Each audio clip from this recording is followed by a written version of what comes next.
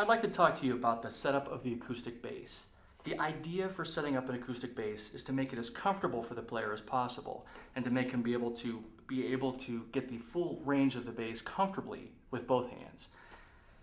First thing to be aware of is this is called the nut. The nut should be very close to the ear in position. So if you're sitting, you will adjust your end pin, which is at the base of the bass. It will extend or come in, and you can get the right height that you want to put this about ear level.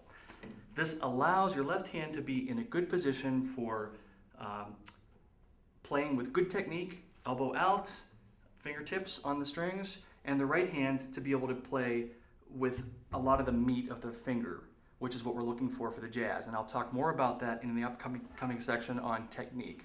For the sitting player, the idea is to get this part of the bass here to sit inside the left leg, and you can see that the left leg extends out this way. Mine happens to be on a rung of the stool. I keep a foot there, and it kind of cradles the bass with the knee hitting, this is called a bout.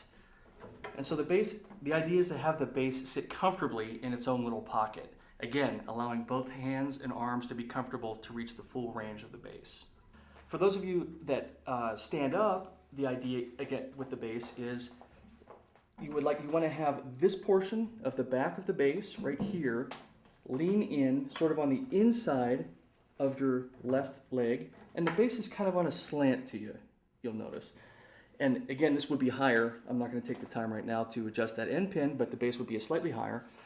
But this leans into you, and again, you'll have good position with your hand to use more of the meat of your finger to play the string, which I'll talk about a little bit later in this particular video. And your left hand has good hand position on the bass with the elbow being able to be extended a little bit. Be aware that strings on an upright bass can last maybe about a year. Beyond a year, they tend to get worn out enough that it becomes detrimental not only to the sound but also to the instrument, because it will actually start to create grooves in the fingerboard from being dirty and a little bit sharp, if that makes any sense, and it tends to cut a little bit. So it is important to change the strings, and I would say as an average, maybe once a year for acoustic bass. As you change the strings, you only want to change one at a time. If you loosen all the strings at the same time, that sound post could fall. If it falls, you almost have to take it to a technician. It's very tedious work to get it back into the proper position, but without having that experience and all the right tools. So change one string at a time. As you change a string, take a lead pencil, and let's get this guy down.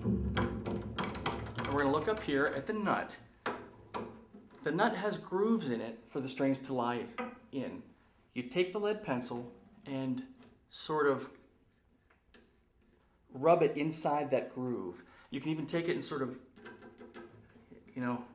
color in the groove. The idea is to get lead in that groove to act as a lubricant, so when you tighten the string, it flows smoothly back up to where it's supposed to. If you don't put that lubricant in there, what tends to happen is this all tends to bind up back here as you're either raising or lowering the pitch of the string. And then, so there's tension here that hasn't released here.